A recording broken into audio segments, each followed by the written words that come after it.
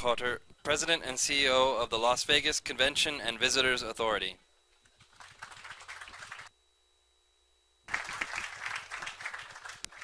Good morning and welcome to Las Vegas for all of you who are visiting us, and I hope you all have a good time. You'll be one of more than 41 million visitors who will come to Las Vegas in 2015, so we're really glad to see all of you here. And I want to especially thank Congresswoman Dina Titus for putting this symposium together. She's very unique in the fact that she does support tourism and all the things that we need to have happen, not only domestically but internationally. But in addition to that, she really does get it.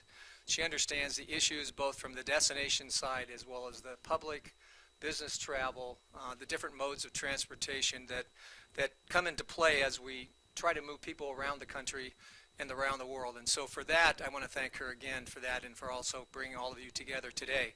Las Vegas really is the place where business gets done, and this is a perfect example of that. We are the brand marketers for Las Vegas, and we're the umbrella organization that talks about the brand. What happens in Vegas stays in Vegas. I'm sure you're all familiar with that. But we're also responsible for filling 150,000 rooms a day. So that means that we need to bring about 350,000 people to Las Vegas over a 3 or 4 day period. So you can see that that is a challenge for a destination, but because of the investment that we have seen from our hotel properties and from the entrepreneurs and corporations in making Las Vegas the destination to be, we keep evolving what we do have to offer as we move forward. So it's also a job generator. It's the #1 generator of jobs for the economy of Southern Nevada. Over 235,000 people work directly in the industry itself. Another 200,000 support that. So the indirect and direct is about close to 450,000 jobs. And so as our industry grows, so does our economy locally. Again, I mentioned the 41 million visitors. Last year we had 41.1 million. That was a record-breaking number for Las Vegas. First time we exceeded 41 million. All the visitors, all the conventions who came to Las Vegas created about $45 billion worth of economic impact into our city. And so as you can see, we are right out there out front. And for the 21st year, Las Vegas was the #1 trade show destination for the Trade Show 250, the 250 largest trade shows in North America. We have been #1 for 21 straight years. In fact, we have more of those trade shows than Chicago and Orlando combined. And so we are the place for international types of trade shows. When you look at the future of Las Vegas, there's 3 areas that we have targeted. First of all, corporate meetings, very important to the hotel properties themselves. Special events. We just had Rock in Rio in Las Vegas with Bruno Mars, Taylor Swift down on the Strip. That's another big thing. And then the international side. International represents about 20% of our market share. We are going to grow that to 30% over the next 10 years. In order to do that, we need more air service. We need more flights flying directly into Las Vegas from international gateways. And so that is really an initiative for us. And the one thing that we have been able to do is form a partnership with McCarran Airport. In fact, we are the example that the other cities are now putting into place as to how we work together to get new domestic air service as well as new international air service. In that partnership, the airport talks about the airport structure, the arrival patterns, gate access, all the things that the airlines need to have to bring new service or additional service, and then we're the marketing side of that. And we look to put dollars together to create demand in those marketplaces for us to achieve more visitors from a particular country or from a domestic destination. And so we now have bureaus across the country asking us, well, how do you do that? Because in some cities, there's not a real dialogue between the airport and the convention center. And we believed in that relationship being something that was going to enable us to compete very effectively. And if you just have to look at the tails at the airport right now, that really has worked for us and is continuing to do that.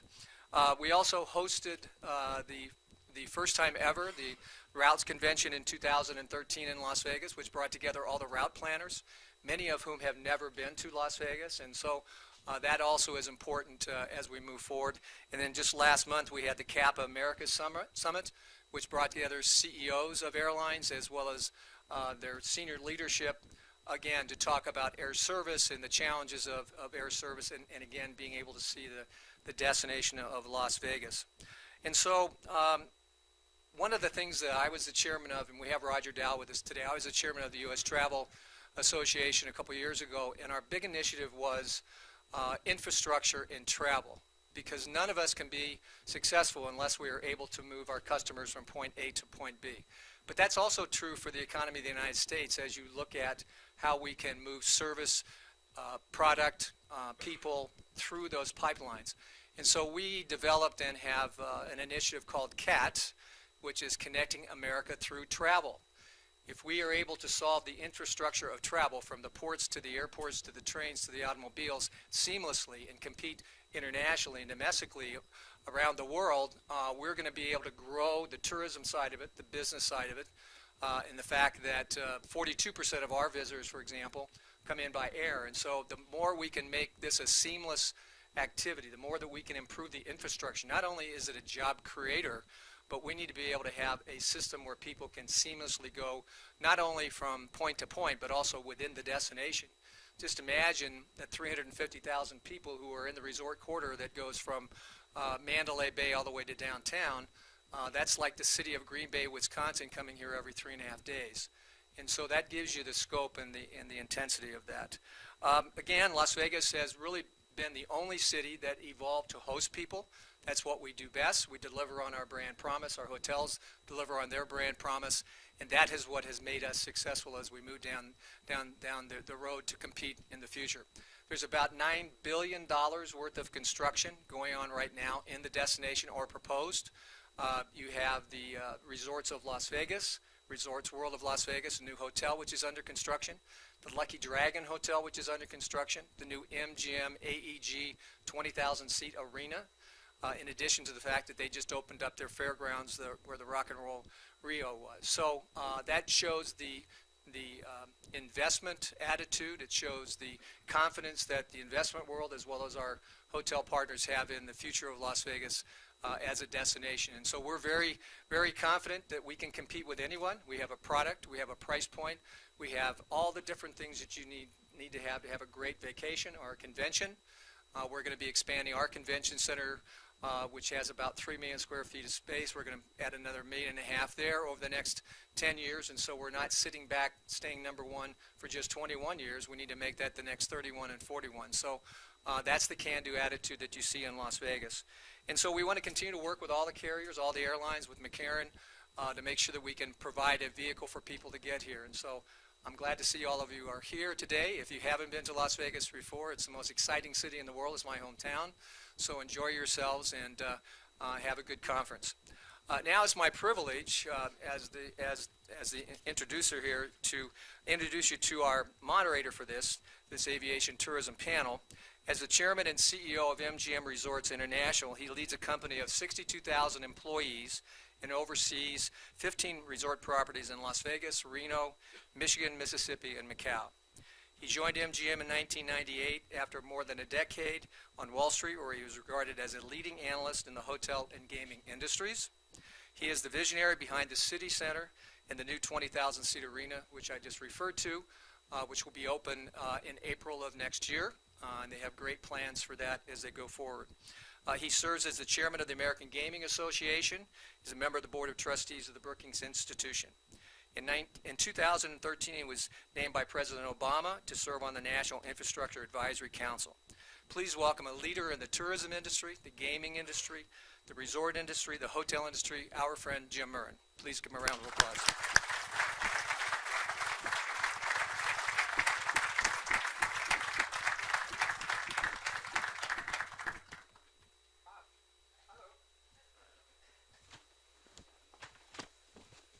Rossi, thank you very much. Does this work? Wow.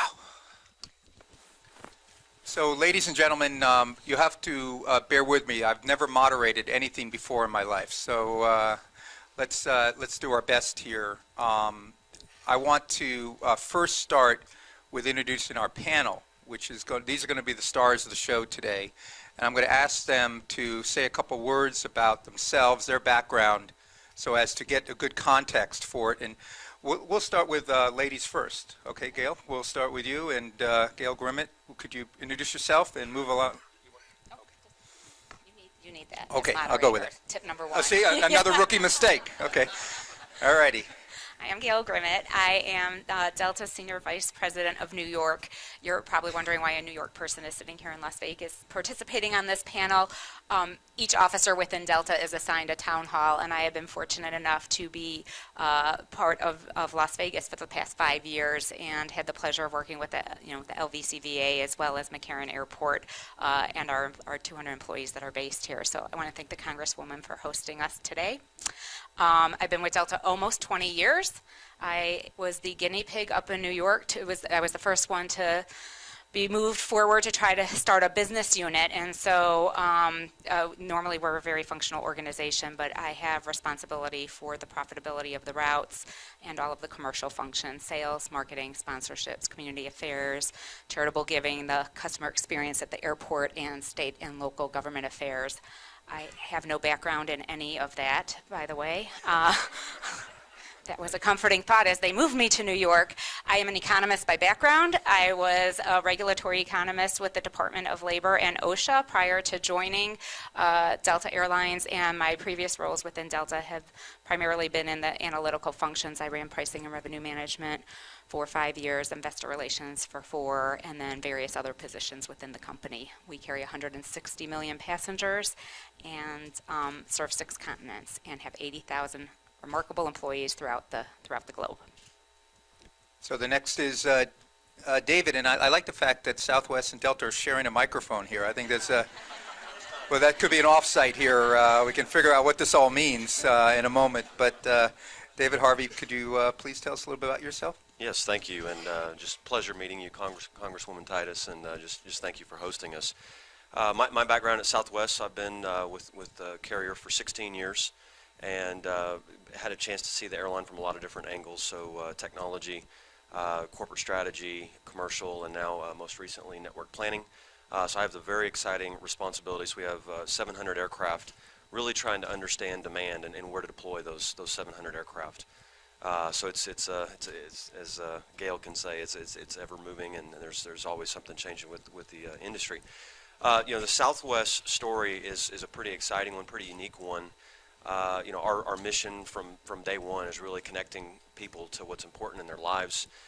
Many of you may have heard of our Maverick founder back in the late 60s, Herb Kelleher, and his business partner, Roland King, down in a San Antonio bar, probably drinking his drink of choice, Wild Turkey, and literally drawing on the cocktail napkin, the Texas Triangle, Dallas, Houston, and San Antonio, and really trying to compete with the automobile, and said, look, there's a different model here.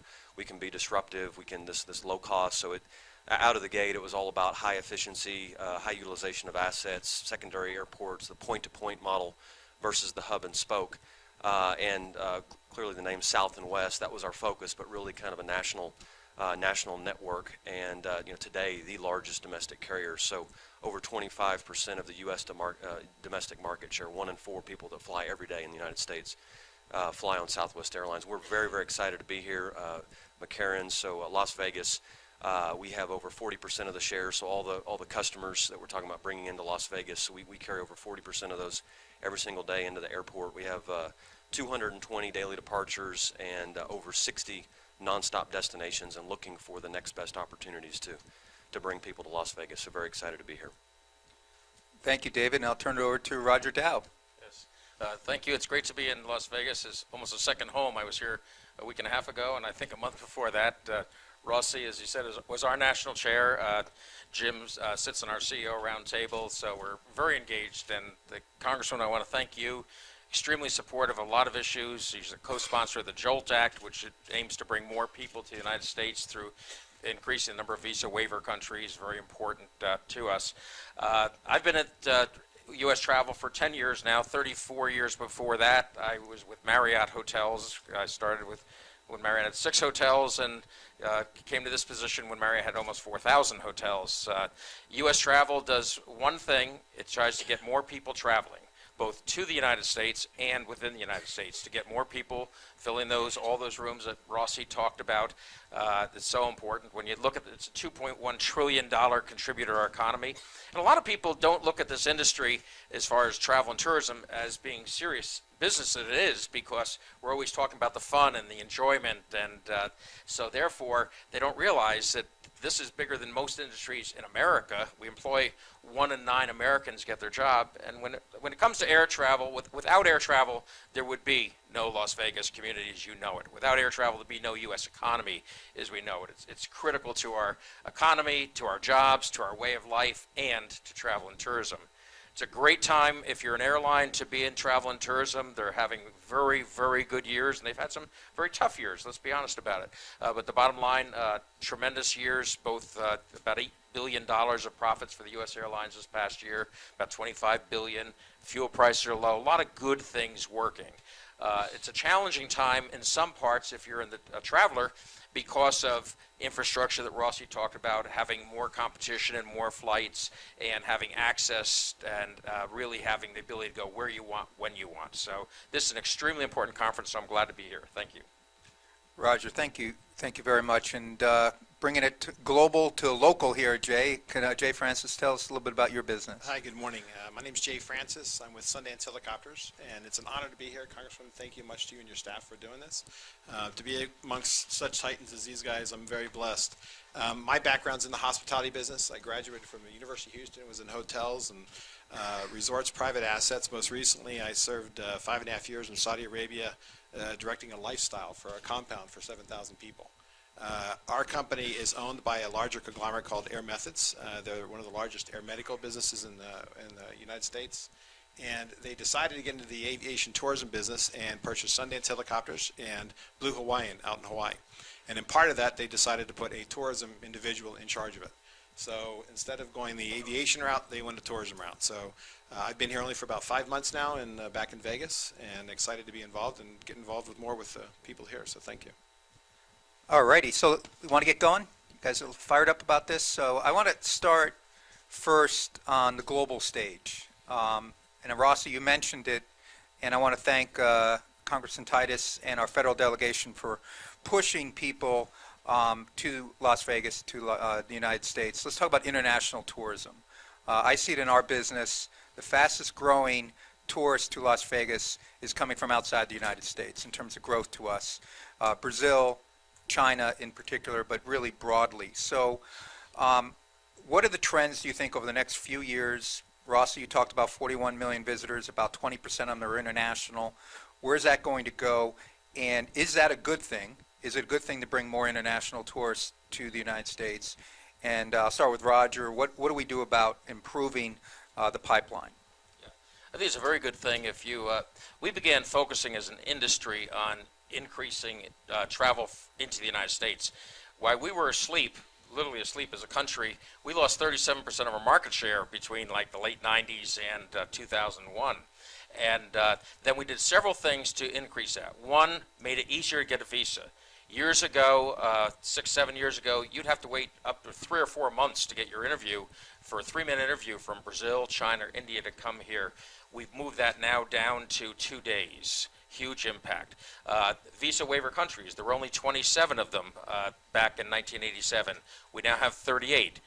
When South Korea went in the visa waiver program, visitation from South Korea went up 46% in 1 year. So it's just like turning on the faucet and promoting the U.S. We had no way to promote. I mean, Las Vegas promotes phenomenally, the biggest promotion budget in the country and maybe in the world for a destination, but the United States never said anything. So now we have something called Brand USA that promotes come to the United States and promotes that. So it's a huge opportunity. I'll give you some numbers. When you look at 5 years ago, we had 52 million people came to the United States from outside. Last year, 75 million. In 5 years, we're going to do 100 million. So that's good news, but it gives us some challenges on how to handle those people. They've spent more than $100 billion more dollars in the U.S. I love international travel. They come here, they leave their money, they go home. We don't have to educate their kids. We don't have to fix their potholes. We don't have to give them health care. It's a beautiful thing. And when they go home, they say good stuff about America. It's our stealth public diplomacy. So huge opportunity. Give you an idea on China. 2009, 500,000 Chinese. Last year, 2 million. 2017, be 4 million. 2021, 7 million with a 10-year China visa. Brazil is exploding. So very important, Jim, and huge opportunity, but also a few challenges there. All right, the challenges might be in the elf in the room. We'll get to that. We'll come around to it. But somehow I think of you, Gail, when I'm thinking about it. All right. Talk a little bit about Delta and international travel, and what do you think the challenges are going forward? You know, international travel for Delta is critically important. Years ago, when I first started with the industry, we were 80% domestic and 20% international, and now that has shifted dramatically to more of like a 60-40 ratio.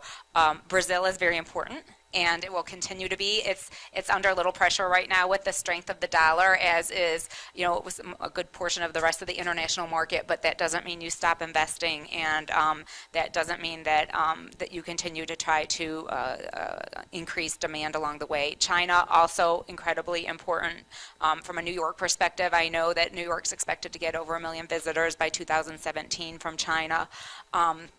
We serve Shanghai, Beijing, Hong Kong, and for us, when you take a look at, particularly here in Las Vegas, our JFK route, over 20% of the traffic is connecting via international. When you look at Detroit, only 60% of the traffic is local, so the remaining is all connecting.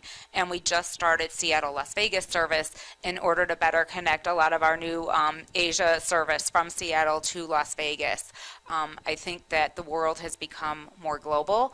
I think despite the challenges of the strength of the dollar, I know we've seen this historically when the U.S. has had a recession. In many instances, people still take their vacation, but instead of going to Hawaii, they go to Disneyland or they go to Vegas. And you know, I'd like to see, as we look at the data, you know, we are still seeing some good demand from the international side. And again, it's one of those things where I think is people are they still want to take a vacation, but they want to go to the places where you're delivering the best value. And I think, you know, Vegas has a strong role to play in that.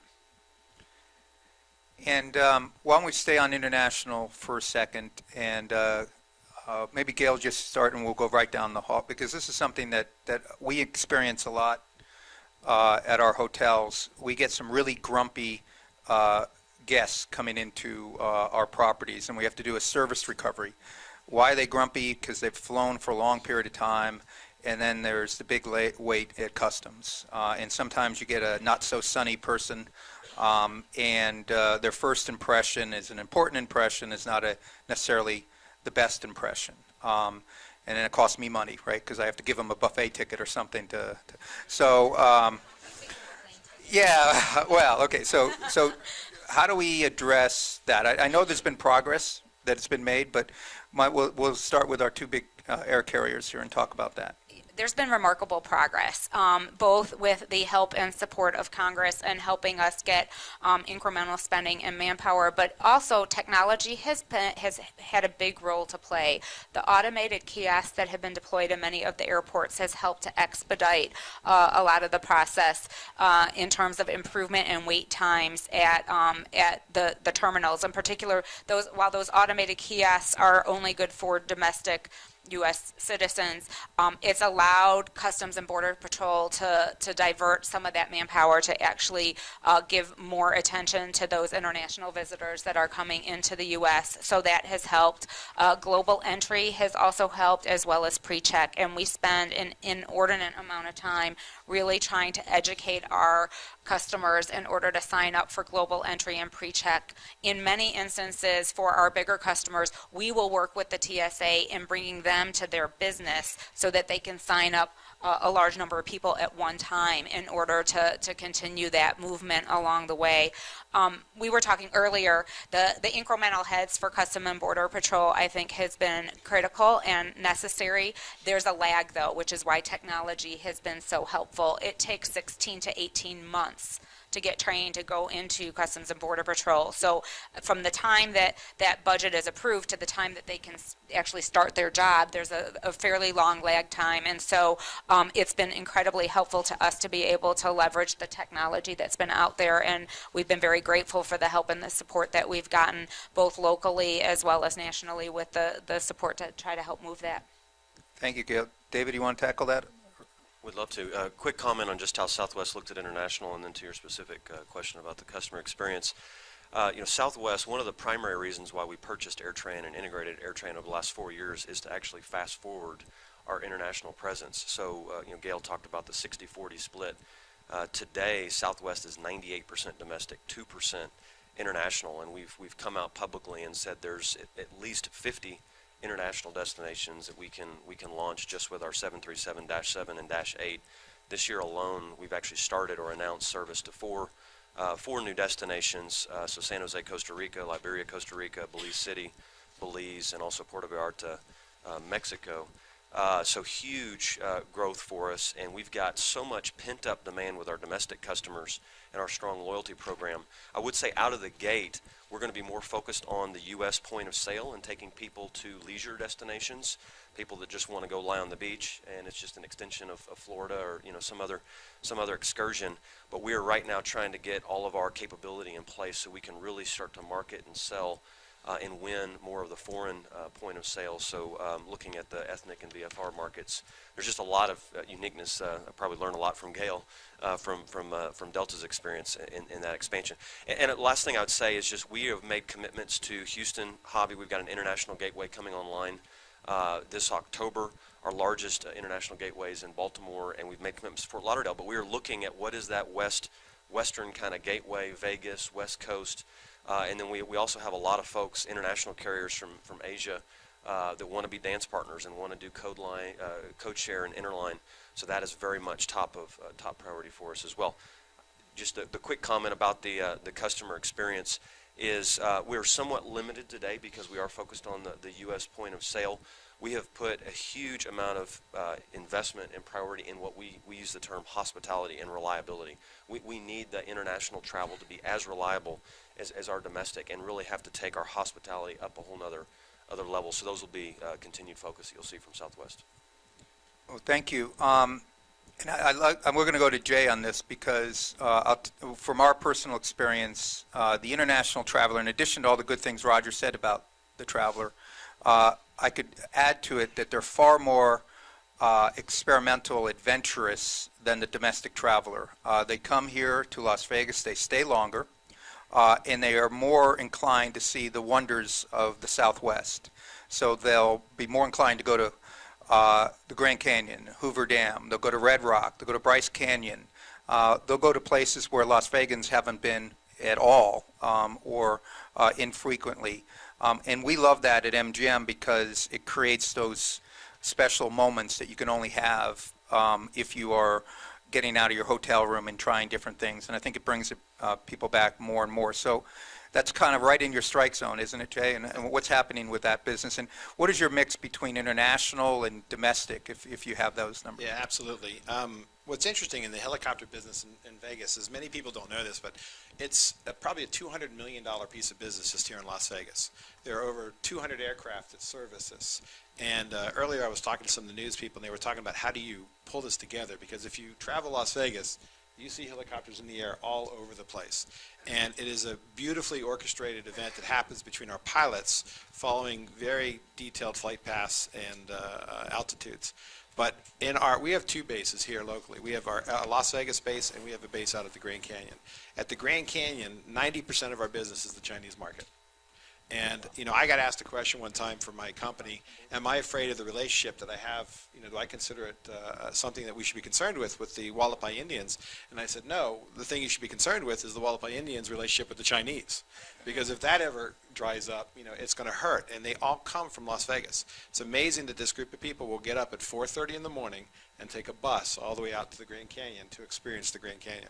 Locally in Las Vegas, 70% of our business comes from the international market. Oddly enough, the UK is number one, and then Canada, and then we're finding that the emerging markets are places like Sweden, Denmark, Brazil. These are the other places. So a lot of our business is the international business. It's the age-old story. I lived in Manhattan for 14 years, right next to Lincoln Center, and I didn't go once. And now I've been there about 7 times in the 17 years that I moved out here. Locals rarely appreciate and take advantage of what it is we have to offer, and so I'm going to try to goose those numbers for you. You know, we're even looking at, as a location like Death Valley, it's in the top 10 national monuments, parks that is visited. And a lot of people don't think about it when they come here. I don't know, maybe they're hot enough here. I don't know, but it is an adventure. So why don't we all tackle, I'll start with Roger and move up and down the line. The thing that's fascinating to me is the system of air traffic control that we have today, when exactly it was designed. And here we are now in 2015 dealing with World War II era technology. And, how can we jumpstart that effort on the next-gen platform, and why is that so important? Maybe I'll start with you, Roger, and we can work on down. Sure. Air traffic control started with building of bonfires around the U.S., and pilots would zero in on the bonfire, and then literally the radar system came and duplicated that route. So the Delta plane doesn't go from point A to point B. It has to go all the circuitous route, which uses a lot of fuel, wastes a lot of time. Next gen, I'll quickly tell you what it is. It's having a system like you have in your car. Your car is more advanced than the air traffic control system in the United States. And the airlines and us and everyone are pushing to get what is called next generation system that operates a satellite system. Because if that happens, flights can more safely be closer together. They can fly with more weather challenges and all that, but it'll improve the safety, but more important, the capacity. 40% of the delays begin in that busy area you came from, Jim, in New York, and they ripple across the country. Well, next gen could really help Delta, Southwest, and all the airlines fly much more efficiently. So it's critical that we get this passed, but Congress keeps kicking the can down the road, and we've got to grow up and say, let's get back to the best air system in the world. David, do you want to add to that? Yeah, I would just add that Southwest is very much supportive of the transformation, and feel like anything we can do to kind of speed things up, the better. I would piggyback that not only some of the benefits mentioned, but also the fuel burn and the emission, cutting down on the emissions. I mean, the fuel bill for an airline is one of the most, if not the largest, expense. So that just gives you the ability to bring your costs down and offer lower fares ultimately to the consumer. So we're very active. We would like to see things move forward. Southwest has spent actually hundreds of millions of dollars to get the satellite-based technology in our cockpits to try to get ahead of the curve. So any delay, we just can't maximize the benefit there. Yeah. Yeah, I would say, in addition to just being able to speed up going from point A to point B, I always think of today the way that we fly, there's a huge bubble around the plane, because not only do we have to fly radar vector to radar vector, but the spacing between the aircraft, because it's not a real, it's accurate, but it's not as accurate as a GPS system would be or a satellite system would be. You have to allow for more room above, below, side to side, because of the way that the technology works. And I think, next gen is actually, absolutely critical. Congress has done a great job in helping to develop the Next Gen Advisory Committee, which has had a good working group. And what we always say, and kind of what how we think about it, is really evolutionary, not revolutionary. There is a lot that can be done right now. We call it Now Gen. Which the working group came up with and identified 4 easy things, not easy, but more practical things that could be deployed without a lot of that investment that we know is very difficult to obtain. And we could start seeing a lot of the benefits of the congestion, of the fuel burn, of the impact on noise, all of it around by really looking at a lot of those factors that constitute Now Gen as we wait and figure out how we all invest in what the next phase is of Next Gen. I don't know if a moderator is supposed to editorialize at all. This is my first time. But I do have to travel quite a bit around the world, so I just don't want to add, maybe I can add to this to help the discussion. I was in Japan 7 times last year, and I've been there twice this year. And every time I go, I come back to the United States in despair of our rail system here in the United States vis-a-vis the tremendous rail system in Japan and now in China. And because I'm in China, I was there about 6 or 7 times last year. I understand budgets, but not investing in infrastructure in the United States is such a catastrophic mistake long-term for the health, safety, and security of our economy and in tourism. And I see that also in the air traffic world as well. So I just wanted to add that point, and it's hard to believe that we're here in this century and we're so far behind many countries as relates to improving our infrastructure. I had the pleasure a few years ago of being a guest on an atomic sub, since I was thinking about coming into this building. So we go out of Norfolk, Virginia on one of the ballistic missile launchers, and a couple of funny things about that. One is I grew up on the water, so I was surprised that a lot of the sailors were getting seasick because there's no keel, so the boat, the sub is rolling. But they let me go out on the conning tower, and I was looking at it, and I saw this thing strapped to the railing, and I said, "What is that?" Well, it was from Radio Shack. That's how they were navigating the sub, because it was before. This is Reagan technology before GPS, and that's how your nuclear subs are being navigated, with a Radio Shack GPS. Kind of disturbing to me. Let's invest in technology, please. Invest in air traffic technology and in our transportation system. I think we'd be better off and safer. Can we talk a little bit about consumer preferences? This is something that I know the Congresswoman is very engaged in. And also, looking at who's flying today. I think we are probably Southwest's largest partner here in Las Vegas, but the consumer profile of the people in the air today, are they different than they were? They're not dressed as well as they were when my mom was flying, I know that. But what is the demographic composition of a customer today versus maybe a few years ago? And David, you touched upon on the hospitality side. What are the airlines doing to try to grab and create a hospitality experience before, in the air, and upon landing? Yeah, that's a kind of a $64,000 question or $64 million question, because there's now that a lot of the airlines, from a performance standpoint, P&L are pretty healthy.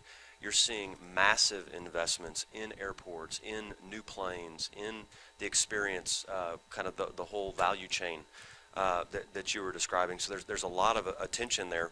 Southwest, early days when we were born, we were very much egalitarian, so treated everybody on board the exact same way, and we still try to provide that level of customer service and hospitality, from curbside to curbside.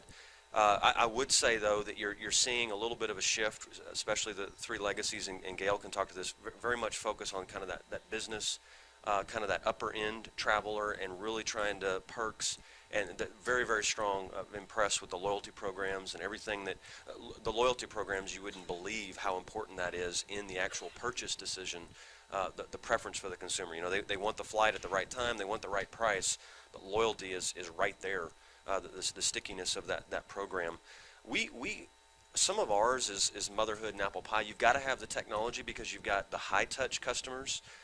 You've got your traditionalists and baby boomers that want very high touch, but then you've got these millennials coming up that are very much, they don't want to talk to a soul. They just want to they want to do it online. They want to use it with their smartphone and just kind of zip through and be done with the whole transaction. So we are looking at every single step of that customer interaction and looking for opportunities to really wow the customer, surprise them where they weren't expecting to get that level of service.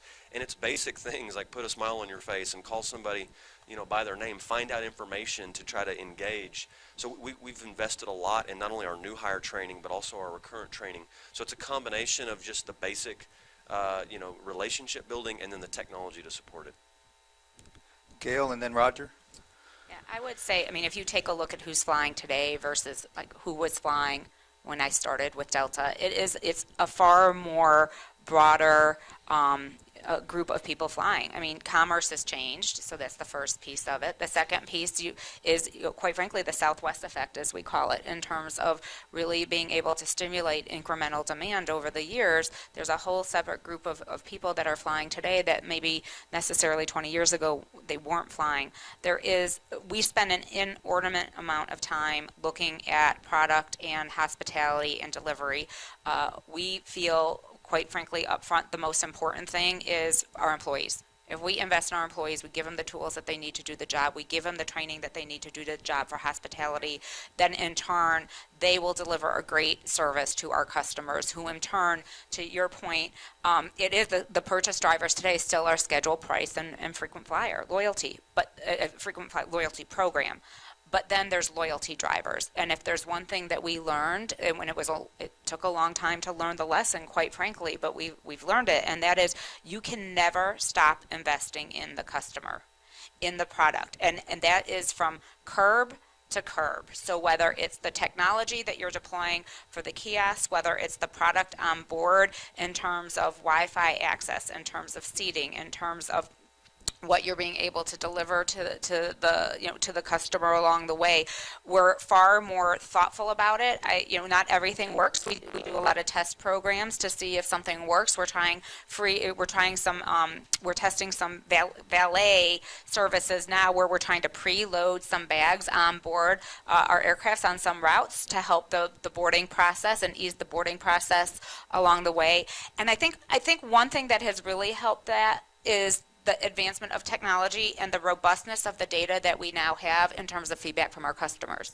We know today a lot more about what they are looking for and what's driving their decisions, and quite frankly, what bothers them the most, so that we can prioritize that along the way. And that kind of data wasn't available years ago for us to really take a look at what makes that travel experience a great one for each one of our customers. And quite frankly, that varies by customer along the way, and we have to be able to really look hard at how we provide that hospitality through the whole travel ribbon.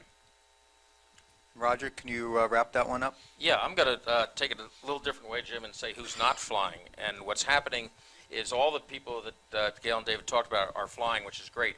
But because of our infrastructure, which Rossi's highlighted, is that there's 38 million people say it's just too much of a hassle. I'm not going to make the trip. If I'm delayed, 1 in 4 flights are delayed or canceled, I'm not going to make the trip. 750-some million people got on or off a plane this year. 10 years from now, that's going to be 925 million. 10 years around the corner, I recall when you put a shovel in the ground for your city center, and that's just around the corner of looking. So think of it, another 150 million people going to try and get on and off a plane. If we don't do something about our infrastructure, we got a big, big problem here. And on that, Roger, did you lose me? Sorry. Hello. Hi. Give us a ranking of our airports globally. It was something you said driving over here. It was a stunning stat. I hope it's not true, but it is. If you look at our airports, we have several airports that are in the top in the world, among the top 25 in traffic. If you look at Chicago, O'Hare, Atlanta, among the top in the world in traffic. If you look at in customer satisfaction of people saying that was a great experience, the whole flying experience, I love this airport, we don't have one airport in the top 25 on global ratings. So we've got to really take a time to take a look at our airports and say, how do we improve them? How do we make them world class? Because it's going to bite us badly if we don't, because people go to the easiest place. They'll go to Vancouver rather than go to Seattle, et cetera. wow. Can we get, it's about noon, and we're going to go to 12:30, right, Dina? Okay. And I want to make sure we have 15 minutes for questions from any of you. So start thinking your questions right now. But I want to get to that quick elephant in the room, and then we could come back to it. And, of course, I'm talking about the Open Skies agreement. Now, Delta and a couple of the other carriers have a point of view on this, and I'm respectful to that point of view. And I'm a moderator. Oh, look at that. You're sitting on the... All right. Okay. I'm not going to comment on that either. So you know, I'm in the tourist business, so anytime I can get people to come to Las Vegas, it's a good day for us. And I do travel quite a bit in the UAE as well as in China and other markets. And so I'm obviously firmly supportive. I just have to state my case up front of not trying to block some of the airlines from coming into the United States. I know that Delta, American, United have a different point of view, and I want to give an opportunity to get that point of view out there. But I will start maybe with Roger, and then we'll do like Saturday Night Live. We could do point counterpoint. You'll be Gilda Radner and or Jane Curtin. Was it Jane Curtin? No, it's Jane Curtin. What was that? Yada, Okay, yada, yeah. yada. Roseanne Adana. Okay. So Roger, you want to be Dan Aykroyd? Yeah, okay. There's a line I'm not going to use now. Yeah, thank you, and I appreciate that. Yeah. You're not ignorant, you're bright. Okay. So the bottom line is the three U.S. carriers that Jim mentioned have basically said that the Gulf carriers, three, Emirates, Etihad, and Qatar, have an unfair advantage because they have $40 billion worth of government subsidies over the past 10 years. And they say because there's an unfair advantage, they want the U.S. government, mainly transportation, it's actually the State Department, and Commerce, to basically open up consultation, which is part of the Open Skies agreements, to discuss this, to make sure there's transparency and make sure there's not a challenge there. But they also ask, and this is what is not mentioned when they talk to our members of Congress and all that, they would like, what they want as part of this is to freeze all growth by these three airlines, new flights coming to the U.S., and actually roll back to January any announced flights. Orlando has one, Seattle has one, Dallas has one. There's many. They would be rolled out. It's $100 million. So the challenge is, and again, I don't want to get point counterpoint, the U.S. airlines have had great subsidies too. We forget about the development of the system for over the years, but also post-September 11th, $5 billion, interest-free loans of $10 billion, non-recourse loans, pension funds all shifted off when in bankruptcy. So there's a lot of subsidies there. The Open Skies agreements do not call for ownership or subsidy to be an issue because it's so different around the world. Half the airlines in the world have partial ownership by government. So that's one of the things. What the Open Skies says is a government cannot interfere with capacity, scheduling, and pricing, period. So that's the perspective. We don't want to see carriers that bring business from India, Southeast Asia, Africa, where our domestic carriers really don't want to go because they're doing extremely well in Europe, etc. We don't want to see that frozen or rolled back. We think there should be dialogue and discussion, but we don't think freezing and rolling back. We think that's a mistake. Okay, Gail, do you want to tackle that? This could be an entire panel. So it really could, and we've had them for the last several weeks, like months. Every week there's been a new panel. So look, I'll just reiterate our point, and that is, one, we are not anti-open skies. We very much appreciate open skies. We've all benefited from open skies. We want the intent and spirit of the agreement to be adhered to. And that is what we're asking for. We do believe that there were subsidies, and we have the data to show that there are subsidies, and we also have the data to show that those flights that are currently flying, they're not, to give credit where credit's due. You're not seeing the halo effect of like the Southwest effect in these markets. There hasn't been a lot of traffic stimulation, if any of these flights, and many of them is just shifting passengers from one to the other. And what we're concerned about is, the U.S. economy. We're concerned about jobs. We're concerned about the impact. We're concerned about making sure that that we're doing right by everybody. I mean, we're all global airlines. The three carriers that are really looking at this. We all have partners. We all fly globally. We all fly. We also fly to Africa, and maybe in a different realm of service. But our point across the board is we believe in open skies. We just want the open skies spirit and intent, the way that it was written, to be followed. Thank you, and thank you. I know that was hard, but it was like ripping a Band-Aid off, right? That's okay. And we can move on. We'll move on. As moderator, I'm suggesting that you move on. That's what I'm leaving the open questions for. There might be one or two, but my only last point, since I can editorialize as a moderator, is I would love to see here in Las Vegas, I'd love to see Emirates and Etihad fly right here. We built this big new international airport, didn't we, Rossi? And we got open gates, and I can fill up those planes. So I hope that happens. And when they do fly here, Jay's going to take care of them, right? So what's the special deal you're going to do there, Jay? Absolutely. And I got to tell you, living over in that part of the world, those airlines have done it right. I mean, I give them credit. Sadly, I did when I got back to the States. I said, the United States is behind on a couple of things. One of them is cell service. I've never had more drop calls than I have in Las Vegas, and I had better service in Saudi Arabia. But the airlines over there, I mean, they really have captured the service over there. Qatar and Etihad, I mean, they do a great job, and those customers there want to travel over here. I mean, Dubai is looking at being the largest hub, in the world right now. That they're targeting that to try to bring those customers there. So I could see the customers coming in. And David, if you're wanting something exciting for your customers, a helicopter ride would be really cool, actually. All righty, I think that's a good point. Why don't we open it up to questions? And I see one in the back right there. Sure. You touched upon the from curb to curb experience for your customers and how important that is with their satisfaction with you as part of that total experience.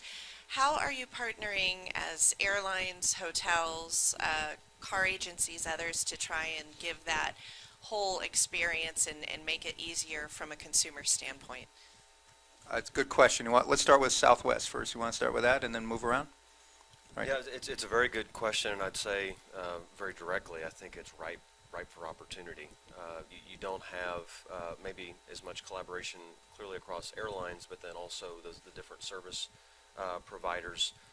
We do have examples where I think that's working well. Southwest, big player here, partnering with Vegas and the hotels and the LVCVA to try to map it out. And we use the term customer journey. So look at that entire customer journey. Where are their breakpoints? Where are their opportunities? You got to look at your return on investment, because there's certain things where it's just a threshold where it doesn't make sense. So I would say in general there has been focus there, but I think that's a huge opportunity going forward. Maybe I'll jump into, so we have 10 resorts here. We have 42,000 hotel rooms, and a few choke points that I see that we need to improve. One is, we talked about customs, but two, getting ease of transport from the airport to any of the resorts. And folks are waiting in long lines for the taxi, and I won't editorialize my views on that, except for the fact that we need to, like any other great American or global city, improve mass transportation. We need to get the monorail to the airport.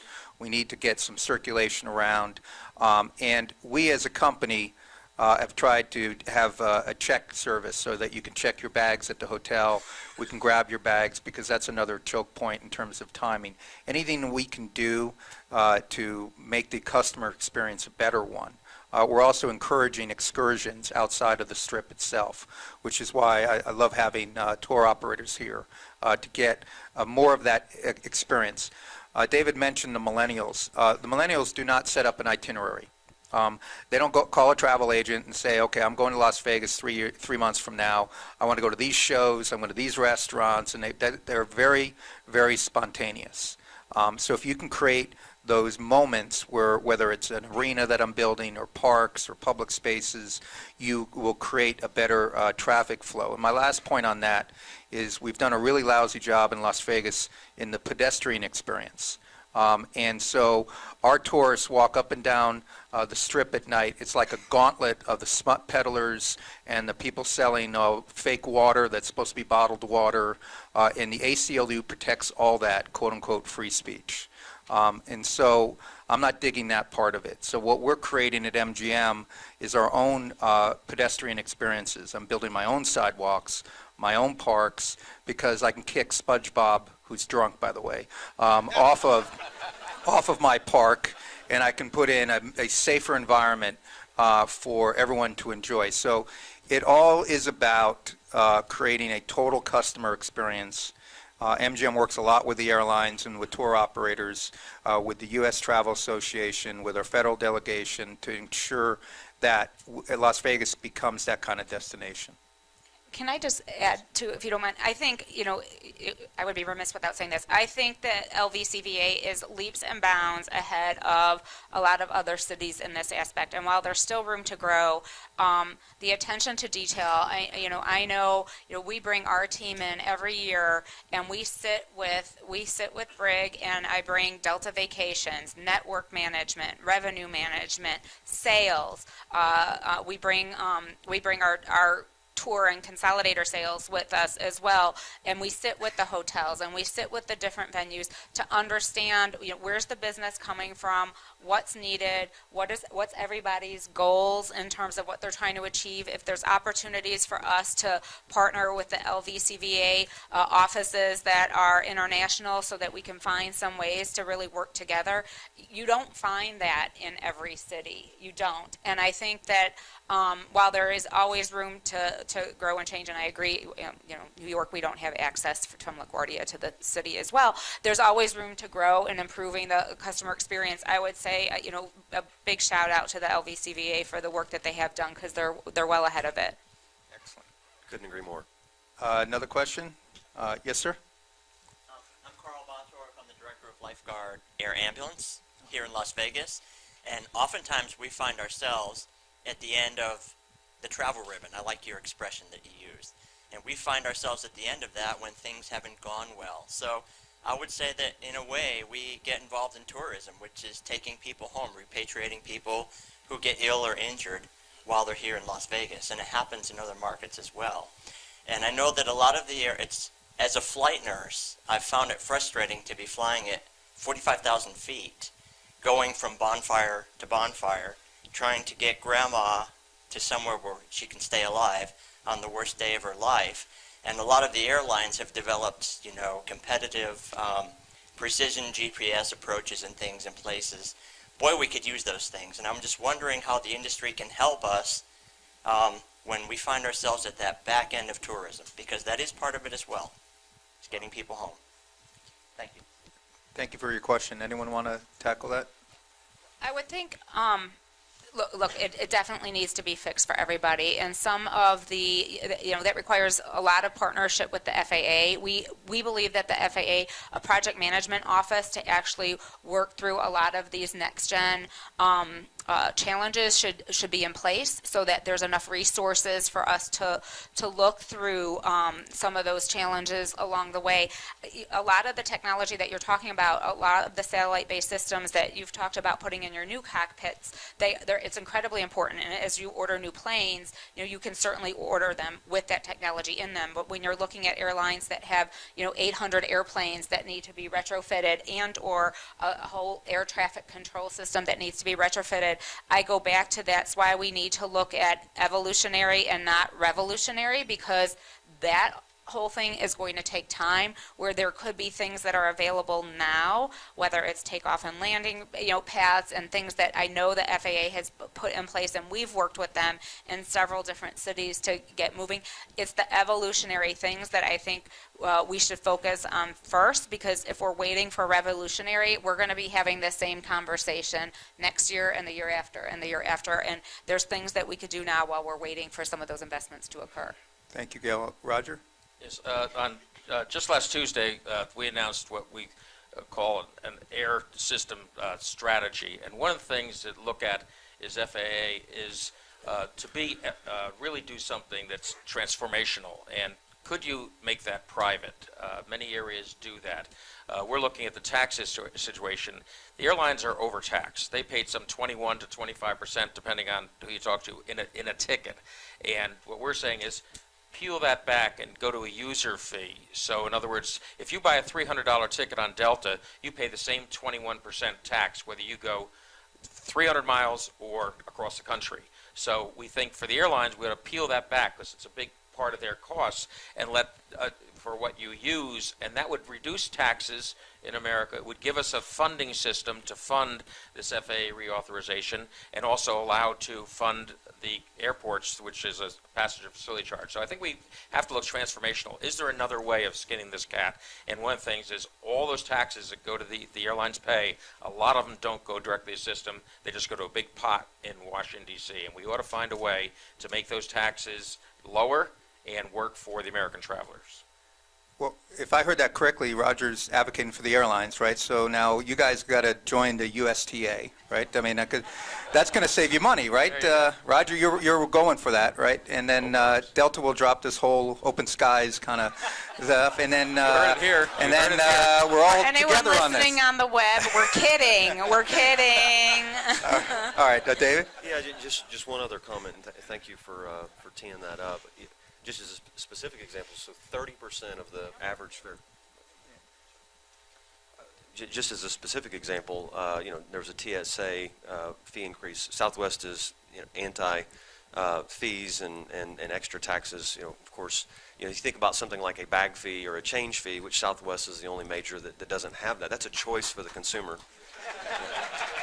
I was not teeing that up, but 30% of the price of the ticket that you pay today, our average fare, call it about $150, because of our more short haul and medium haul system. So it's even higher than the low 20s. It's 30% of the price you pay is taxes and fees, and that'll just continue to roll to the consumer. There is some, of course, there's elasticity of demand, and demand can get dampened when we do that. So we have to just be very, very careful on how we think about paying for some of these projects. Yes, sir, gentlemen. Can someone address the pilot shortage, or if there still is one? Roger, you want to start, or I'll let the airline experts. We believe there's a pilot shortage. One of the challenges on this open skies is they're saying there's not, pilots are going to lose jobs. We're going to grow by 30% international travel. The amount of travel, when you go from 750 million to 950 million, there are not enough qualified pilots 10 years down the road. And this is a very big challenge the airlines we're going to face of having enough pilots for the future. Gail? I would say we are well aware of, when you take a look at the baby boomer age and the pilots who we've had and what's happening. I think the whole airline industry as a whole, working with the A4A, is looking at how we address that challenge across the board, both within the connection carriers as well as with the major airlines. Do you have any? Yeah, and I would just add, it's absolutely an issue. You're already starting to see it at kind of the regional and commuter levels.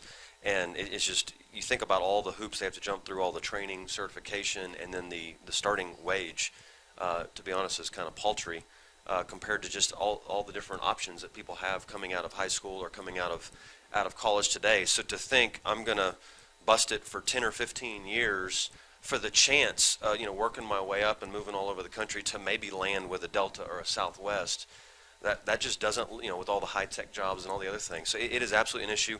Southwest, we're blessed. We have, industry-leading wages for our pilots, so very, very high demand, but you can't live in the here and now. You've got to plan. So our HR teams are very, very focused on that and kind of figuring out ways to drive demand for that profession. And I imagine, Jay, do you experience the same thing? It's pilots? interesting to hear the fixed-wing guys, coming from a rotary, which, by the way, all the rotary pilots don't understand why these guys have to slam an aircraft at 160 mile an hour on the ground. Just gently put it down. we don't understand that.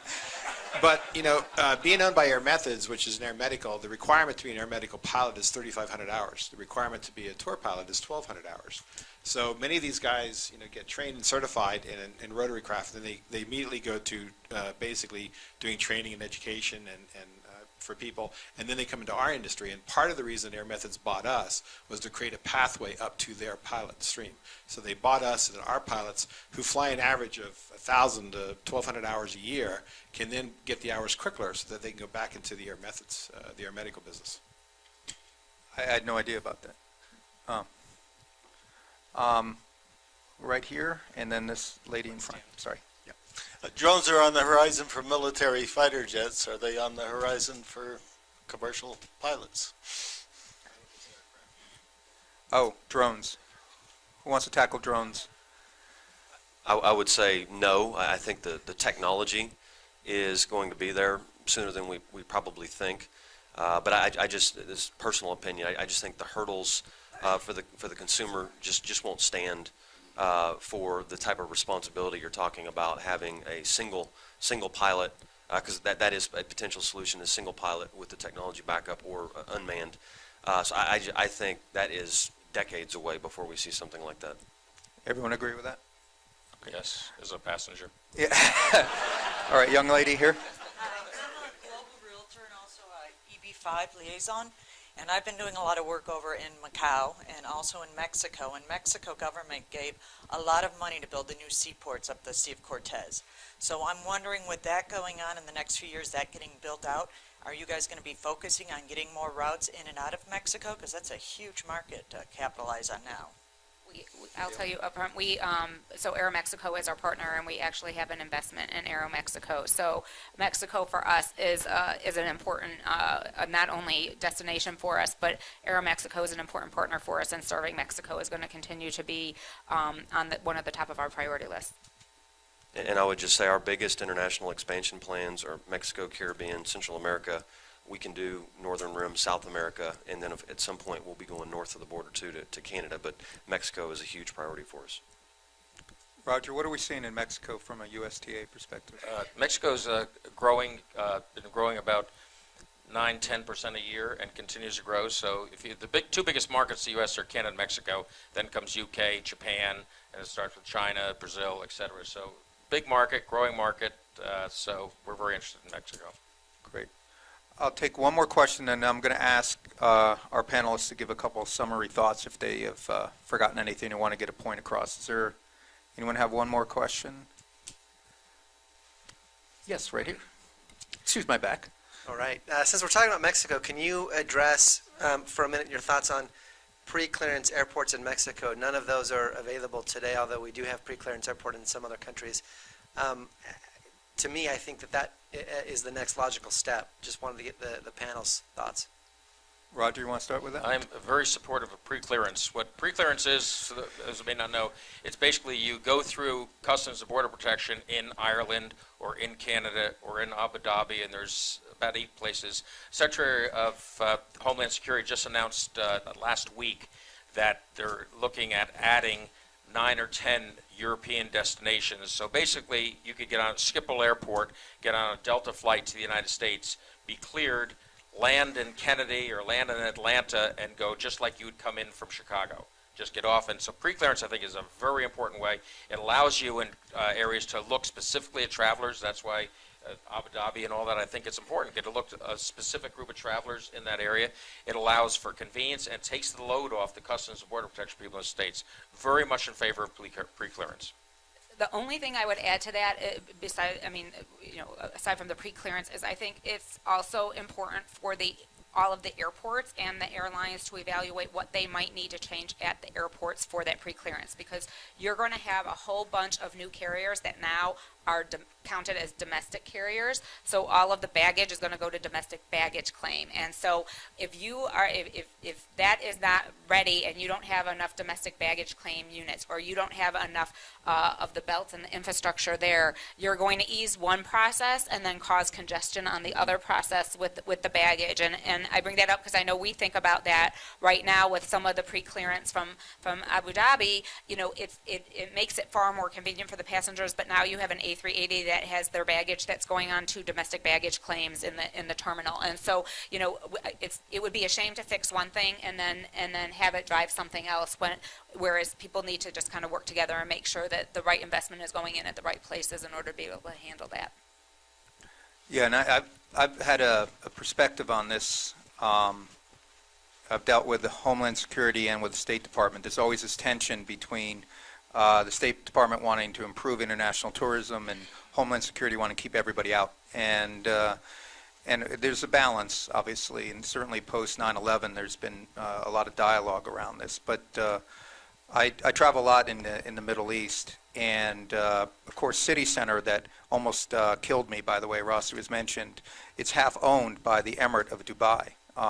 But for Dubai, City Center wouldn't be there today, and 10,000 people wouldn't be working. And they experience frustration. Many of the board members are stopped constantly when they come to the United States as they're being profiled coming in to the United States. So I see it from multiple angles. This is a very complicated discussion, but if we can create greater security globally and make the ease of entry not only safe, but easier once you come to the United States, I think we could all agree on that. I'll start with Jay. Do you have a couple thoughts you want to hit before we? I'm going to go back to the shortage in the pilots. One of the things that we're trying to address is that very issue because, we have pilots and mechanics. And coming new to the industry of the aviation business, I found it actually quite fascinating that not everybody does need to go to college. And you can get, go in, get your AP license, you get your pilot license without going to college and have a very good career. And I think that as the earlier panel discussed, we need to go back to our elementary schools and our high schools and start educating these folks and these kids the fact that there are other options for them, and aviation is an option that they can take, and it's well within their grasp. So, just excellent idea. There's a high school here, Dina knows, Veterans Memorial High School. It's one of the greatest schools I've seen, and these kids are there because they want to be first responders. They want to join law enforcement. They've had this dream as a child, and more of that type of education, I think, is tremendous. Roger?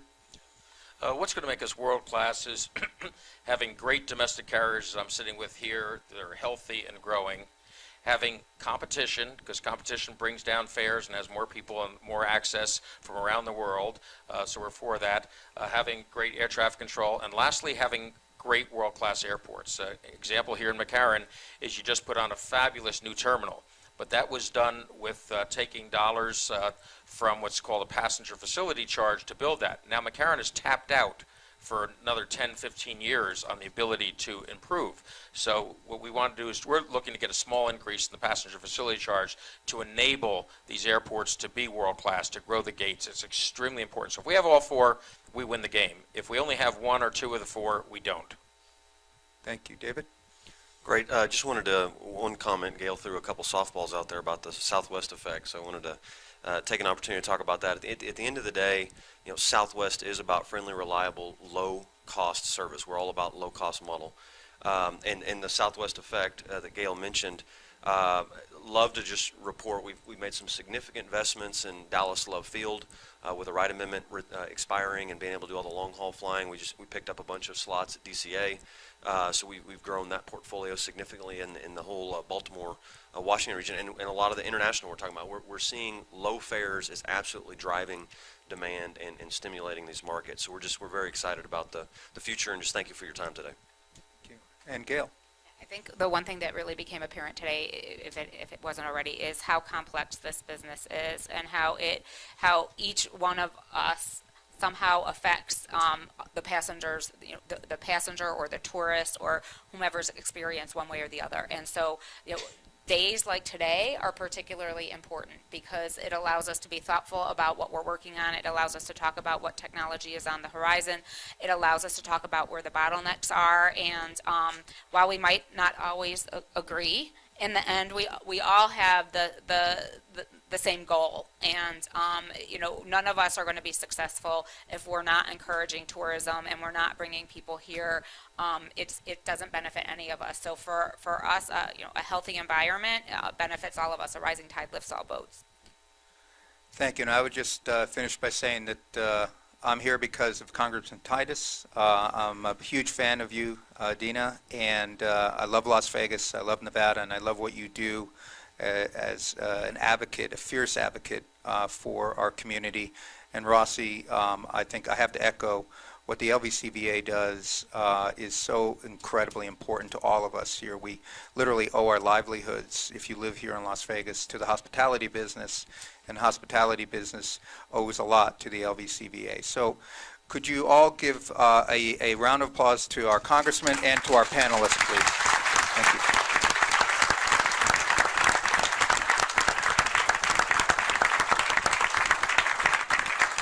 Thank you again, Mr. Rollencotter, Mr. Murin, and our outstanding aviation tourism panel. That was a fascinating conversation. I appreciated being part of it. Thank you. At this time, we're going to take our next break. It's a good break. It's a lunch break. So the luncheon is being offered on the third floor rotunda. So we're going to need everybody's help and cooperation here.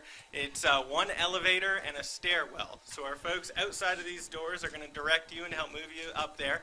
But I'd also offer again the Area 51 exhibits open, and I'd encourage you to visit it. Also, if I could just put in a plug here, the Congresswoman and I and our staff are trying to keep going and keep improving what we're doing.